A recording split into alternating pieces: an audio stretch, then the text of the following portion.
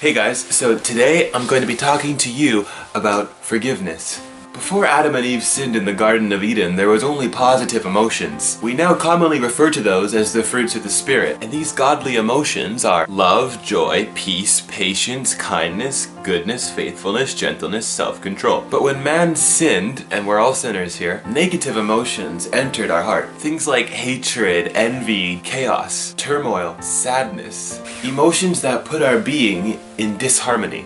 But forgiveness is the key. You see, God forgave us by dying on the cross and taking away our sins. And today I want to dive deeper into personal forgiveness. The forgiveness that we give to others. It's through that salvation that we have been given access to the emotional atmosphere from before man's fall. That's the fruits of the Spirit. Love, joy, peace, patience, kindness, goodness, faithfulness, gentleness, and self-control. And it is now our responsibility to deal with the negative emotions that are constantly threatening our life. In Matthew 18, it tells us that when we don't forgive others, how can we ourselves receive forgiveness? I've been going through a lot of negative emotions this week. Depression, anxiety, the overall feeling of just wanting to give up. And when I read about forgiveness being the solution, I was like, oh, well, that's neat, but there's not really anyone in my life who I haven't forgiven. I've forgiven everyone. So this obviously doesn't apply to me. That night in bed, God revealed to me someone that very same day who had deeply injured my heart. And I immediately repented and forgave this person in my heart.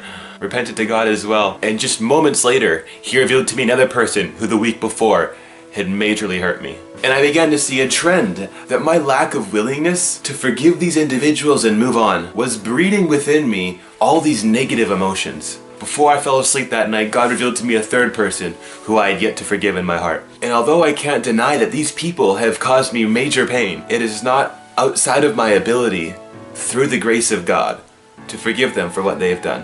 And when we forgive, and when we release forgiveness, the negative emotions are replaced by God's peace, and that peace is a sign of His presence. Do you have a lot of negative emotions this week? Maybe you're longing for that peace which comes directly from God.